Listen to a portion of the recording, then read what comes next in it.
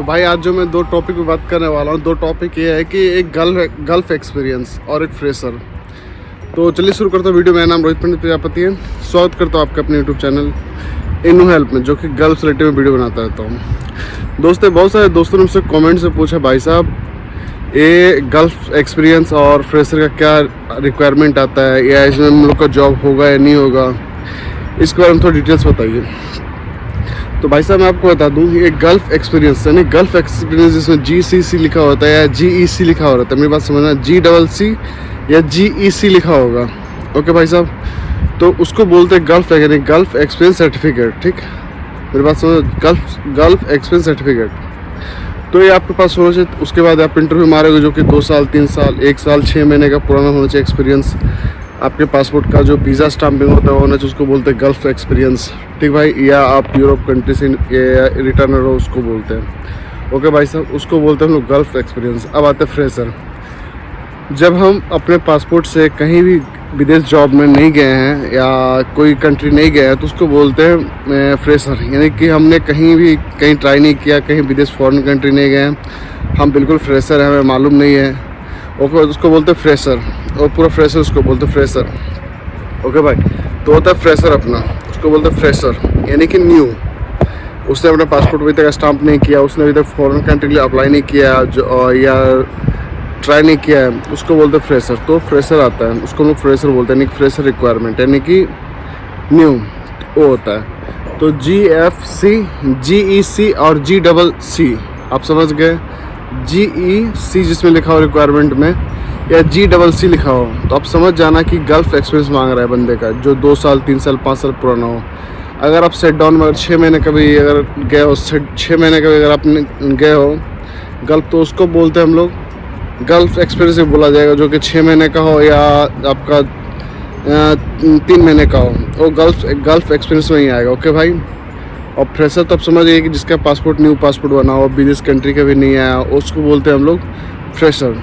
तो जिस हिसाब से आप रिक्वायरमेंट देखते होगे, रिक्वायरमेंट आपसे लिखा हो रहता है कि गल्फ एक्सपीरियंस और फ्रेशर, तो आप समझ गए कि गल्फ एक्सपीरियंस क्या होता है और फ्रेशर क्या होता है।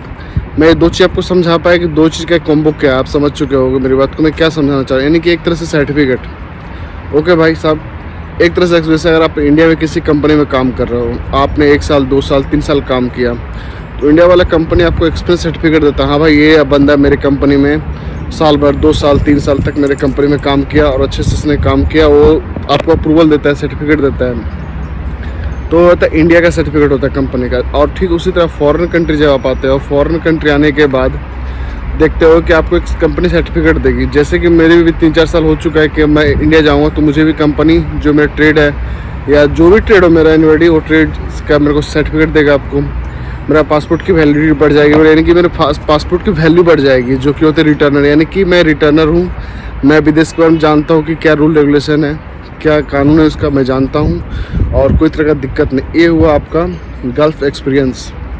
ओके भाई साहब, और इंडिया में जिस कंपनी में आप जॉब कर रहे हो इंडिया में, और आप उस कंपनी में काम करते हो, तो बहुत सारे बंदे बोलते हैं कि हाँ भाई, बंदा ने इंडिया में काम किया, अच्छे तरह काम किया है, इसको कंपनी सर्टिफिकेट दिया और अच्छे वर्क किया हुआ, तब तो इसको कंपनी सर्टिफिकेट दिया, यानी कि एक्सपीरियंस दिया है 2 साल या 3 साल 4 साल। आप किसी फील्ड से, उससे कोई मतलब नहीं है कि आप इंडिया में किस फील्ड से वर्क कर रहे हो, उससे कोई मतलब नहीं। मतलब ये चीज़ से जो आपका एक्सपीरियंस, क्योंकि बंदा को एक्सपीरियंस के हिसाब से, यानी कि विदेश कंपनी में विदेश में जो जॉब मिलती है, बंदे को एक्सपीरियंस की वजह से मिलती है कि बंदे के अंदर कितना एक्सपीरियंस है। 2 साल एक्सपीरियंस है, 6 महीने एक्सपीरियंस है।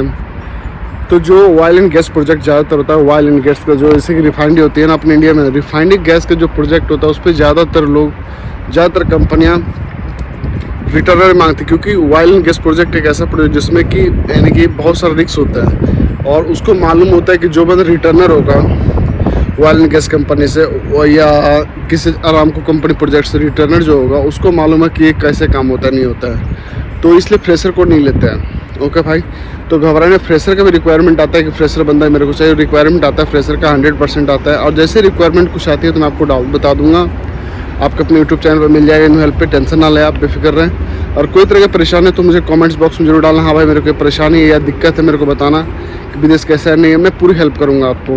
तो इसमें टेंशन आप मत लेना, अच्छे से रहो, सेफ रहो, सुरक्षित रहो, और कहीं भी आपको प्रॉब्लम हो, कुछ भी प्रॉब्लम हो, या विदेश आने से रिलेटेड कुछ भी प्रॉब्लम मैं आपको बता दूं कि आप प्लीज़ कमेंट्स बॉक्स में जाना, उस पर कमेंट्स में लिखना क्या प्रॉब्लम है, नहीं प्रॉब्लम हो सकता है मैं 2 मिनट या 2-4 घंटे लेट रिप्लाई दूं, लेकिन रिप्लाई श्योर है आपका। ये चीज़ जान लो आप, रिप्लाई आपका 100% श्योर है, परफेक्ट मिलेगा रिप्लाई में कोई दिक्कत नहीं होगा। अगर ना समझ में आए तो बहुत लोग बोलते हैं कमेंट से तो आप नंबर डाल कर देना, मैं कभी आपको कॉल करूँगा, मुश्किल नहीं है। लेकिन हाँ, ये बात याद रखना, अगर आपके इंडिया में अगर अभी का टाइम अगर बज रहा होगा 5 बज रहा होगा, तो मेरे यहाँ पे 3 बज रहा होगा, ठीक, 2:30 बज रहा होगा मेरे यहाँ पे। आपके इंडिया में, यानी कि हमारे इंडिया में, हमारे देश में 5 बज रहा होगा। टोटल 2.5 घंटे का फ़र्क है, यानी कि 2.5 घंटे का। तो हो सकता है मैं रिप्लाई थोड़ा डिले दूँ, लेकिन 100% दूंगा भाई साहब, इसमें आप टेंशन ना लेना। मैं ये श्योर रिप्लाई दूंगा, 100% रिप्लाई दूंगा, इस चीज़ से आप बेफिक्र रहें। ओके भाई, तो मैं आपको 2 चीज़ें समझा पाया कि फ्रेशर क्या है और गल्फ एक्सपीरियंस का क्या है, इसमें क्या मसला नहीं आता है, वो मैं आपको बता चुका हूँ। ओके भाई, मैं आपको समझा पाया या नहीं समझा, मुझे कमेंट्स बॉक्स में बताना। अगर मैं कहीं कुछ प्रॉब्लम हो तो मुझे यही बताना। तो थैंक यू सो मच दोस्त, मिलता हूँ नेक्स्ट वीडियो में नेक्स्ट टॉपिक पर। आज के लिए इतना ही। जय हिंद, वंदे मातरम, सेफ रहो, सुरक्षित रहो, जय हिंद। ओके भाई, थैंक यू यार। थोड़ा मॉर्निंग का व्यू ले रहा था, देखता हूँ मॉर्निंग में कैसे वीडियो बनाऊँ मैं। अभी मॉर्निंग का टाइम है और देख सकते हो मेरे यहाँ पीछे कितना सारा बना हुआ है, अच्छा सा लग रहा है, गार्डन सा लग रहा है यार। और कितना बड़ा बड़ा है, देख सकते हो बिल्डिंग है, देख लो आप यार, ये देखो, और मेरे दिख भी नहीं ढंग से यार। तो भाई, तो थैंक यू सो मच भाई, मिलता हूँ नेक्स्ट टॉपिक। आज के लिए इतना ही। जय हिंद, वंदे मातरम।